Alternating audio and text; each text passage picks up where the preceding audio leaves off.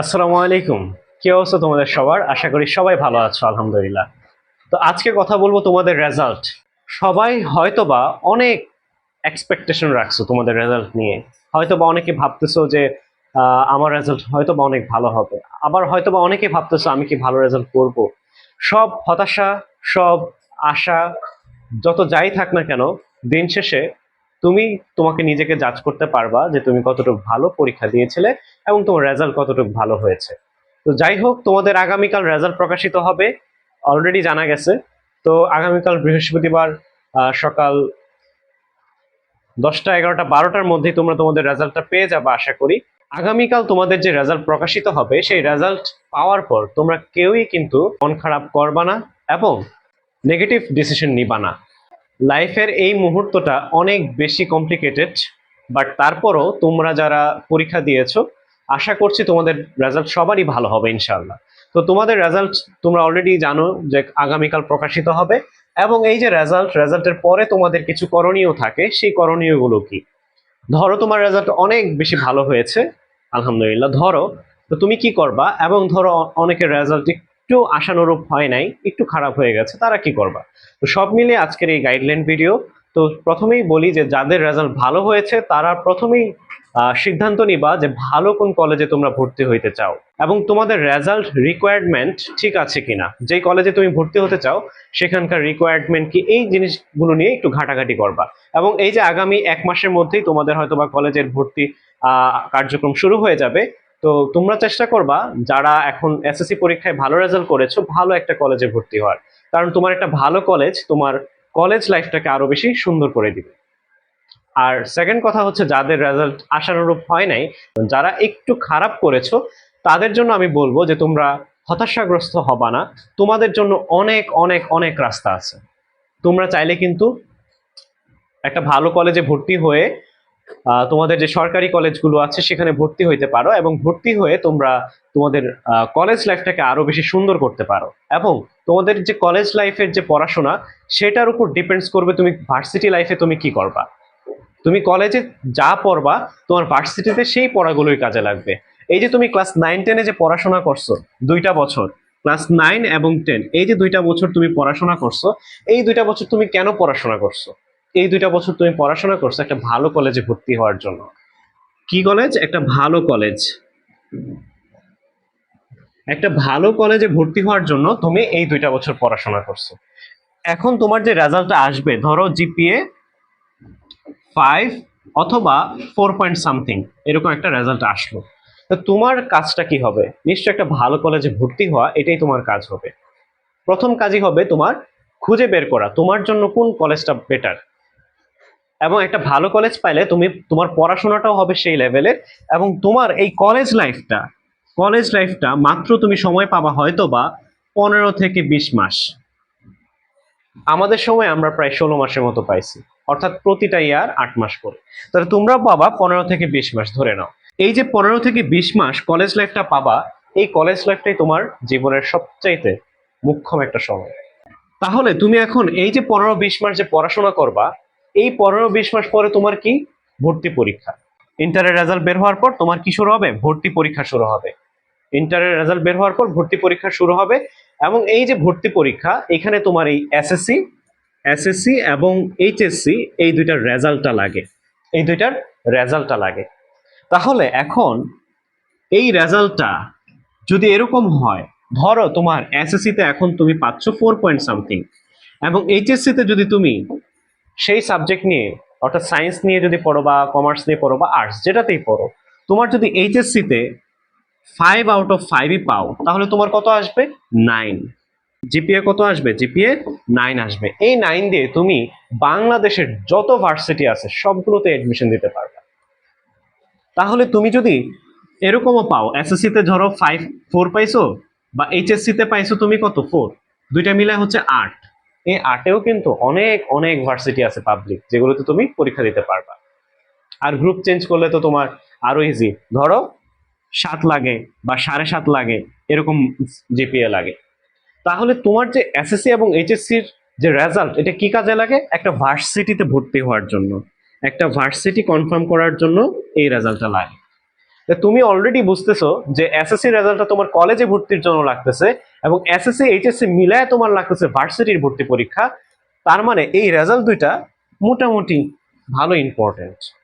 কিন্তু যদি তোমার জিপিএ 5 নাও আসে, তাও তো তুমি পাবলিক ভার্সিটিতে অ্যাডমিশন দিতে পারবা।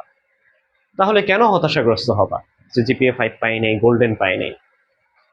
জিপিএ 5 পাওয়া, 4 পাওয়া এটা ম্যান্ডেটরি না। তোমার লাইফে অনেক অপশন আছে, লাইফে অনেক অনেক অনেক ইনফিনিটি অপশন আছে তোমার। হ্যাঁ, হয়তোবা লিমিটেড থাকবে, বাট তারপরও তোমার অপশন আছে অনেক। তাহলে তুমি কেন হতাশাগ্রস্ত হবে? এই এসএসসি এইচএসসি রেজাল্ট নিয়ে তোমরা হতাশাগ্রস্ত হবা না। চেষ্টা করবা যাতে দুইটা মিলায় 9 থাকে, জিপিএ 9 থাকে। আর যদি 8 থাকে অথবা 8.5, খারাপ না, এটাও ভালো। তবে চেষ্টা করবা সবাই জিপিএ 5 পাওয়ার। দিন শেষে কিন্তু রেজাল্টটা অনেক বড় ফ্যাক্ট। তারপরও বলতেছি, রেজাল্ট খারাপ হলে হতাশার কিছু নাই, তোমার হাতে অনেক অনেক অপশন আছে। তো এখন এই মুহূর্তে আমি আর কোনো কথা বলবো না। আশা করি তোমরা তোমাদের রেজাল্ট কেন প্রয়োজন বা কি জন্য লাগে সেটা বুঝে গেছো। এখন আমাদের সামনে কথা বলবেন আমাদের আসাদ ভাই। আসসালামু আলাইকুম, আশা করি সকলে ভালো আছো। আজকে হচ্ছে একটা উত্তেজিত দিনের দিন, কারণ আজকের দিনটা তোমার রেজাল্টের পূর্ব মুহূর্তের দিন। আজকে অবশ্যই সবাই এক্সাইটমেন্ট অনেক বেশি কাজ করতেছে যে আমরা তো কালকে রেজাল্টে কি পাবো কি না পাবো।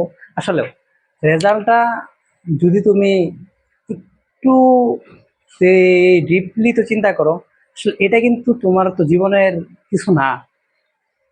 পরেও তো রেজাল্ট যাই আসুক, ওখানে কিন্তু হতাশ হওয়ার কোনো কারণ নাই। যে তোমার লাইফে অনেক হাজারো দরজা তোমার জন্য খোলা আছে। উপরওয়ালা যেটা নিয়ে যে চিন্তা করেছেন, উপরওয়ালা যেটা নিয়ে আমার তোমার সবাইকে নিয়ে যে চিন্তাটা করেছেন, আমাদের জন্য অবশ্যই সেটা মঙ্গলদায়ক। তো রেজাল্ট যাই আসুক সেটা নিয়ে হতাশ হওয়ার দরকার নাই। তো তো যারা হচ্ছে জিপিএ 5 পাবা, ওদের কিন্তু একটা স্বপ্ন থাকে, আমি হচ্ছে শহরের যে সুনামধন্য যেই যে কলেজগুলো আছে ওগুলোতে আমি পড়বো। তো ওদের জন্যে, ছেলেদের জন্য হচ্ছে এটা হচ্ছে, বয়েজদের জন্য হচ্ছে আমার তো নটর ডেম, মেয়েদের জন্য হচ্ছে আমার হোলি ক্রস।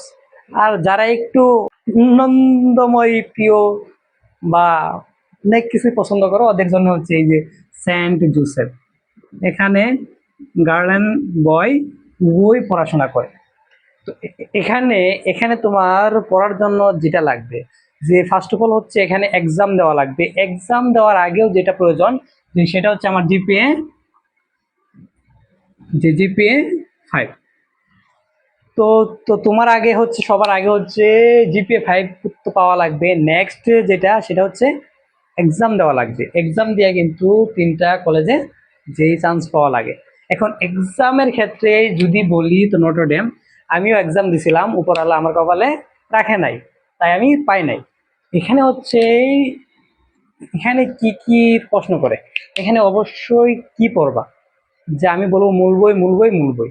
যে মূল বইয়ের বাইরে কুচিনে তোমার তো হেই পীর যাই দেব, ওখান থেকে কিন্তু আসে না। আসে তোমার শর্ট কোশ্চেন, আসে কি তোমার শর্ট কোশ্চেন। তো শর্ট কোশ্চেন গুলা পড়ে নিবা, যে শর্ট কোশ্চেন টাইপের যেই প্রশ্নগুলো তো করা যায়। তোমার প্রত্যেকটা অধ্যায় গুছানোর জন্য তুমি যেই কাজটা করতে পারো, এদের যে অ্যাডমিশন যেই বুকগুলো আছে ওগুলো অবশ্যই কিনে নিবা, নাহলে কিন্তু তুমি প্রশ্নের প্যাটার্ন বুঝতে পারবে না। আর যদি প্রশ্নের প্যাটার্ন না বুঝো, তার মানে তুমি এক্সাম নিশ্চিত খারাপ করবা। সেই জন্য তোমাকে এগুলোতে এক্সাম দেওয়ার জন্য প্রশ্নের প্যাটার্নটা হয় কেমন, সেই সম্পর্কে কিন্তু সঠিক ধারণা তোমার থাকা লাগবে।